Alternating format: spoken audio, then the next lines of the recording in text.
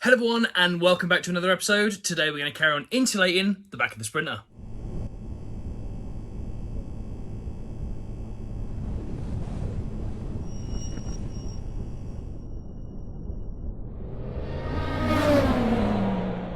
So yes, you join me in the back of the Sprinter where I'm going to continue to insulate it. As you already know, that section is already done. All I need to do is the roof and this section here. Now the roof's going to be nice and easy because it's just going to be some lovely rectangular panels where I'm then going to use these special pin clips to actually put them in place.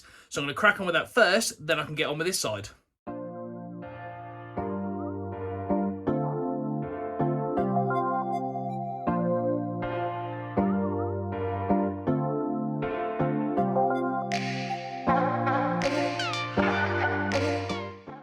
So there we go, I've put the first section of the roof insulation on the top there. As you can see, I've used these pins and then you put these washer type things over the pin, which then grips the pin completely and they don't fall off, they don't slide out. I've put 4 pins on this first section and I'm going to do exactly the same across the others here. So that's the first section done and I've got 6.5 more little squares like this to do on the roof. Then I can get the membrane on.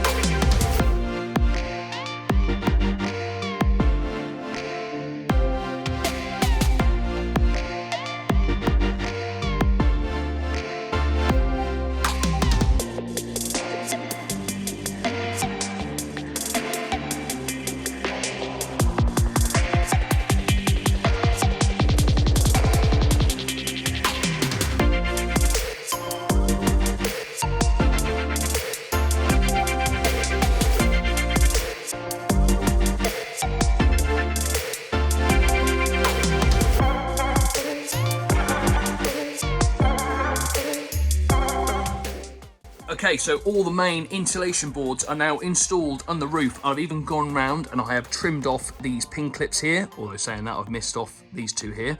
That's fine, I'll concentrate on them in a minute. What I'm going to do now is fill up any gaps like I've got here with the other type of insulation and some spray adhesive. Then I can concentrate on getting the wood battens on these pillars here. And then I'm going to finish it all off with this Vapour Barrier that I've done on this side here. This just stops any moisture getting beyond that point, which will stop any condensation, which will stop these getting filled with water, swelling up, and then causing rust in between them and the Sprinter itself. So let's crack on with fitting the battens.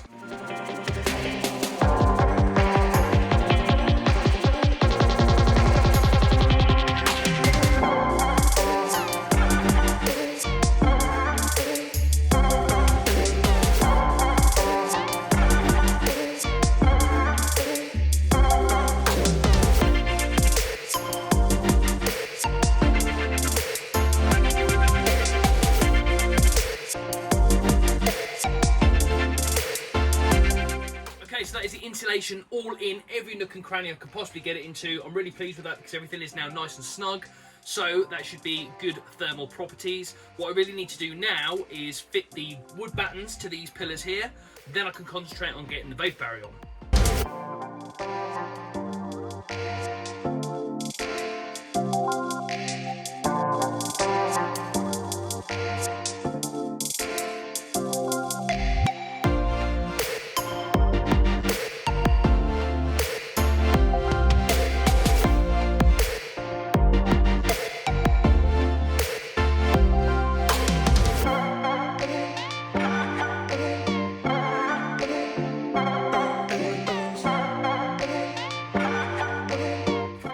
Okay, so all the wood battens are now in place along the whole roof section, which means I can now concentrate on fitting the water barrier.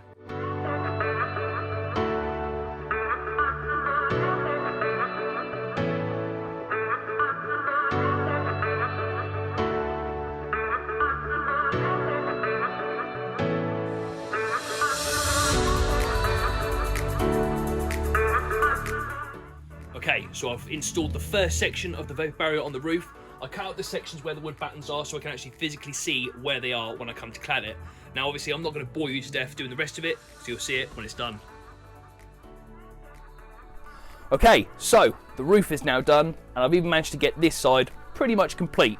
I have installed the insulation, the Vapour Barrier. I just need to install the wood battens. I'm not too fussed about them just yet because I'm actually struggling to get enough wood cladding to do both sides and the roof at the minute. I've tried Wix, Homebase and B&Q. Every time I select the 5-pack option in the desired length and thickness, it just comes up saying no stock.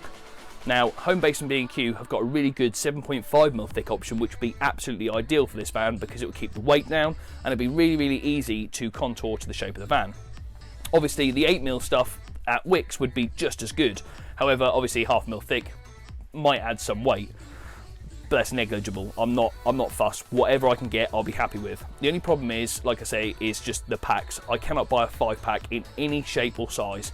So Homebase and B&Q, they have actually got some 5-packs, but only 1800mm lengths. Now this van's 4 meters long, so I really, really need the 3000mm options.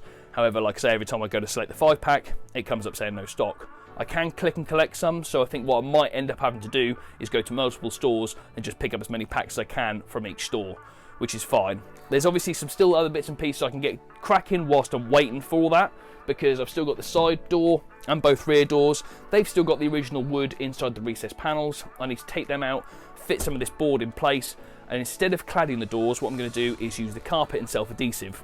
So on eBay, Amazon, they've got some really good kits where you can buy like 50 square meters of the stuff with 6 cans of spray adhesive for about £50. So I did that in the Transit, and I did the entire sides, roof, everything in that. So I'm going to utilise that and use that for both rear doors and the side door. The rear doors you're not even going to see anyway, because I'm going to box in the bed so that those rear doors will literally just be used for gaining access to any tools or spares that I'm going to take trackside. So that'd be like the garage area as well. That's where I'm also going to put all the electrical stuff, so leisure battery, charge points, everything like that is just going to sit under the bed, just completely out of view from inside the back. Same with the side door. Obviously, when we're trackside, 9 times out of 10, the door's going to be open, you're not going to see the back of the door. But when I'm sleeping in the back of the van, shut the door, it's obviously going to be visible. So what we'll do is, like I say, I'm just going to wrap it in the carpet. I think it's going to be the best finish I can possibly get because it's all uneven, there's loads of lumps and bumps, so me trying to clad it's just going to look absolutely horrendous. So that's what I'm going to do there. Obviously the floor is the next thing I need to concentrate on, and I'm going to utilise this 25mm thick board for the entire length of the floor.